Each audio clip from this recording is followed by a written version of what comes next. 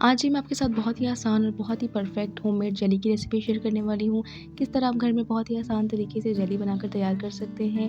कुछ टिप्स और ट्रिक्स दूँगी जिससे आपकी जेली बिल्कुल परफेक्ट बनेगी और जेली तो बहुत सारे डेज़र्ट में भी इस्तेमाल होती है।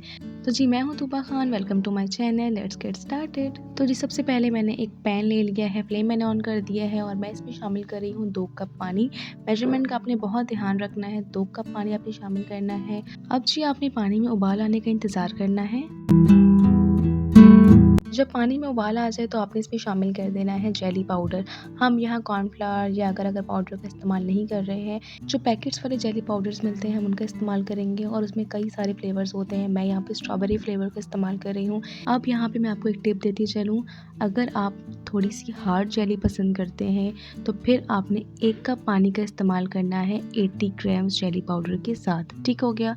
2 कप पानी बिल्कुल इनफ है। लेकिन अगर आप थोड़ी सी हार्ड जेली खाना पसंद करते हैं, अक्सर औक़ात बच्चों को हमने देनी होती है, थोड़ी हार्ड जेली अच्छी लगती है और उसके ऊपर आप शुगर की कोटिंग कर दें तो बहुत ज़्यादा मज़ेदार लगती है और बच्चों को भी बहुत पसंद होती है। तो आप उसमें 1 कप पानी शामिल करेंगे और 80 ग्राम्स आप उसमें जेली पाउडर शामिल करेंगे। ठीक हो गया? तो आपकी जेली बिल्कुल हार्ड बनेगी। अच्छा, बातें करते-करते यहाँ पे हमारी जेली भी तैयार हो गई है ऑलमोस्ट। हमने इसे तब तक पकाना है जब तक इसके जो पार्टिकल्स हैं यानी ज़र्रात हैं वो ख़त्म ना हो जाए। अच्छे से डिज़ोल्व हो जाए पानी में जेली पाउडर तो आपने फ्लेम को ऑफ कर देना है। यहाँ पे मैंने कंटेनर ले लिया, कोई भी मोल्ड ले लें जिसमें आपने जेली को सेट करना है। तो इस मोल्ड में आपने जेली के मिक्सचर को शामिल कर देना है और इस स्टेज में अगर आपको मेरी रेसिपी थोड़ी भी पसंद आ रही है तो चैनल को जल्दी से सब्सक्राइब कर दें, वीडियो को जल्दी से लाइक कर दें ताकि मुझे पता लग सके कि आपको मेरी रेसिपीज़ पसंद आ रही हैं या नहीं। जल्दी इस चैनल को लाइक कर दें, शेयर कर दें और सब्सक्राइब का बटन क्लिक कर दें। अब यहाँ पे आपने क्या करना है, इस मोल्ड को आपने फ़ौरन फ्रीज़र में नहीं रखना है। ठीक हो गया? पहले आपने इसे अच्छे से रूम टेम्परेचर पे ठंडा होने देना है। जब ये अच्छे से ठंडा हो जाए उसके बाद आपने इसे फ्रीज़र में रख देना है तकरीबन आधे घंटे के लिए। आधे से 1 घंटे के लिए आपने फ्रीज़र में रख देना है, लेकिन उससे पहले आपने इसे रूम टेम्परेचर पे अच्छे से ठंडा होने देना है।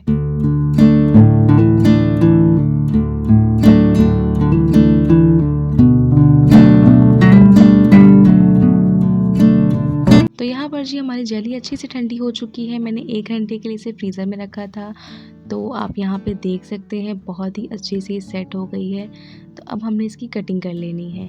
आप किसी भी शेप में इसे कट कर सकते हैं। मैं यहाँ इसे क्यूब्स शेप में कट करूँगी। अच्छा जी, यहाँ जो मैंने जेली तैयार किया है इसका इस्तेमाल मैं एक मज़ेदार से डेज़र्ट में करने वाली हूँ, जिसकी रेसिपी भी इंशाल्लाह मैं इसके बाद अपलोड करने वाली हूँ। यानी इसके बाद जो रेसिपी मेरी आएगी वो मज़ेदार सी डेज़र्ट की आएगी।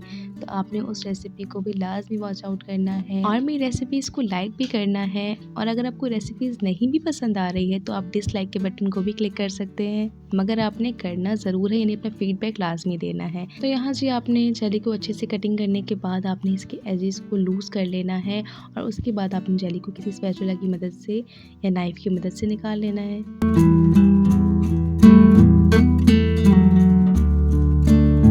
तो यहाँ जी हमारे बहुत ही परफेक्ट होममेड जेलीज़ बनके बिल्कुल तैयार है। होपफुली आपको आज की रेसिपी बहुत पसंद आई होगी। अगर आपको मेरी रेसिपीज़ पसंद आ रही हो और इस तरह की मज़ीद अच्छी रेसिपीज़ आप देखना चाहते हैं तो जल्दी चैनल को सब्सक्राइब कर दें, लाइक कर दें, शेयर कर दें और अगर फेसबुक में देख रहे हैं तो पेज को जल्दी से फॉलो कर दें। मिलते हैं इंशाल्लाह इसी तरह की मज़ेदार सी वीडियोज़ में। तब तक के लिए अपना बहुत सारा ख्याल रखें और मुझे दुआओं में याद रखें। अल्लाह हाफ़िज़।